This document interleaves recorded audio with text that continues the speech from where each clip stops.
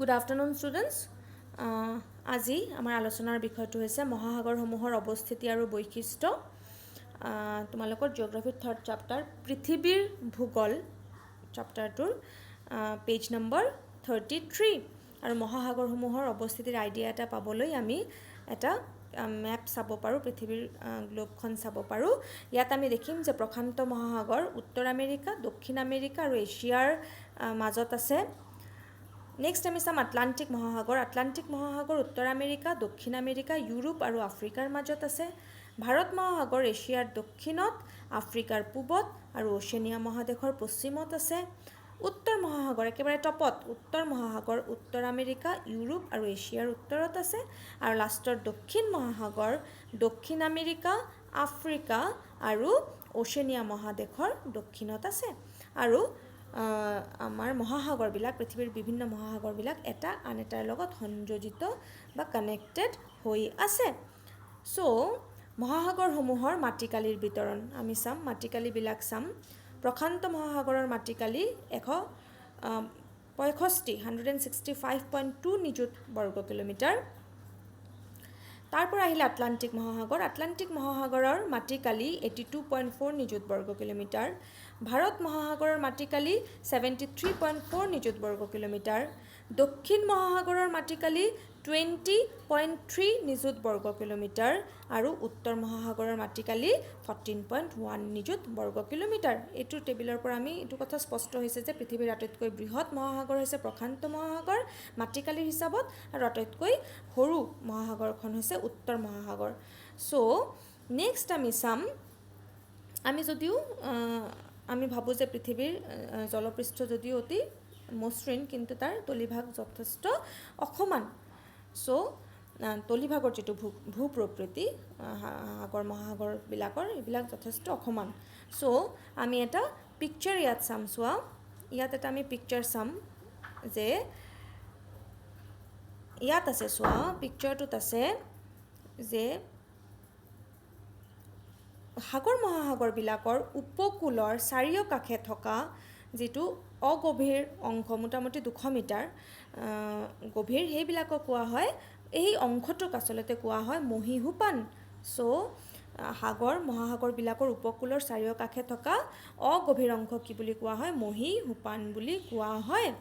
মহীসোপানৰ পিছৰ অংশটো কি বুলি কোৱা হয়? মহীঢাল বুলি কোৱা হয়, যিটো মোটামুটি যাৰ গভীৰতা মোটামুটি 2000 মিটাৰ পৰ্যন্ত থাকে। চ' মহীসোপান, তাৰ পৰা মহীঢাল।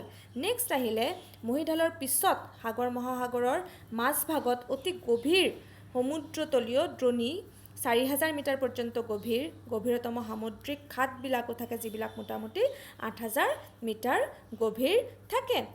সমুদ্ৰ খাতসমূহৰ ভিতৰত প্ৰশান্ত মহাসাগৰৰ তলিত থকা মেৰিয়ানা বা চেলেঞ্জাৰ ঘাটেই হৈছে পৃথিৱীৰ গভীৰতম খাত, মোটামুটি 11022 মিটাৰ গভীৰ। চ' আমি ইয়াত নতুন দুটা শব্দ পালোঁ। এটা পালোঁ আমি মহীসোপান, যিটো হৈছে কি সাগৰ মহাসাগৰৰ উপকূলৰ চাৰিওকাষে থকা যিটো অংশ, তাক মহীসোপান বুলি কোৱা হয়। আৰু মহীসোপানৰ পিছৰ গভীৰতম অংশটো, যিটো 2000 মিটাৰ পৰ্যন্ত গভীৰ থাকে, তাক কি বুলি কোৱা হয়?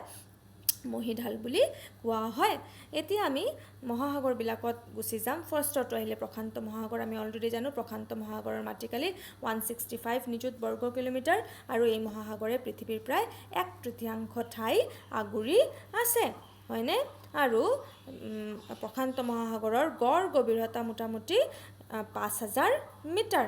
আৰু প্ৰশান্ত মহাসাগৰত যিবিলাক দ্বীপ আছে, এইবিলাক হৈছে Japan, Taiwan, Philippines, New Zealand, Indonesia, এইবিলাক উল্লেখযোগ্য দ্বীপ আছে।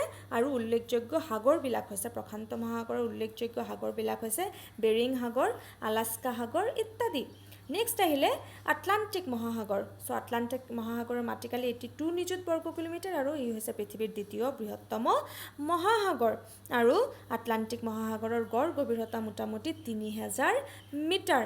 আৰু আটলান্টিক মহাসাগৰৰ কেইটামান উল্লেখযোগ্য দ্বীপ হৈছে আইচলেণ্ড, নিউফাউণ্ডলেণ্ড, ব্ৰিটিছ দ্বীপপুঞ্জ, পশ্চিম ভাৰতীয় দ্বীপপুঞ্জ, এইবিলাক উল্লেখযোগ্য। আৰু কেইটামান উল্লেখযোগ্য সাগৰ, আটলান্টিক মহাসাগৰৰ উল্লেখযোগ্য সাগৰ হৈছে ভূমধ্য সাগৰ, বাল্টিক সাগৰ ইত্যাদি, এইবিলাক গুৰুত্বপূৰ্ণ সাগৰ। নেক্সট আহিলে ভাৰত মহাসাগৰ। চ' ভাৰত মহাসাগৰৰ মাটিকালি কিমান? 73 নিযুত বৰ্গ কিলোমিটাৰ আৰু ই হৈছে পৃথিৱীৰ তৃতীয় বৃহত্তম মহাসাগৰ। আৰু ভাৰত মহাসাগৰৰ গড় গভীৰতা প্ৰায় 4000 মিটাৰ। আৰু ভাৰত মহাসাগৰৰ অন্তৰ্গত কেইটামান উল্লেখযোগ্য সাগৰ হ'ল, চোৱা আৰৱ সাগৰ, ইয়াত আমি দেখিছোঁ, চোৱা আৰৱ সাগৰ আছে, আৰৱ সাগৰ, বংগোপসাগৰ, এইবিলাক হৈছেগৈ ভাৰত মহাসাগৰৰ অন্তৰ্গত উল্লেখযোগ্য সাগৰ। আৰু কেইটামান আছে, পাৰস্য উপসাগৰ আছে, হয়নে? এইবিলাক উল্লেখযোগ্য সাগৰ, লোহিত সাগৰ আছে।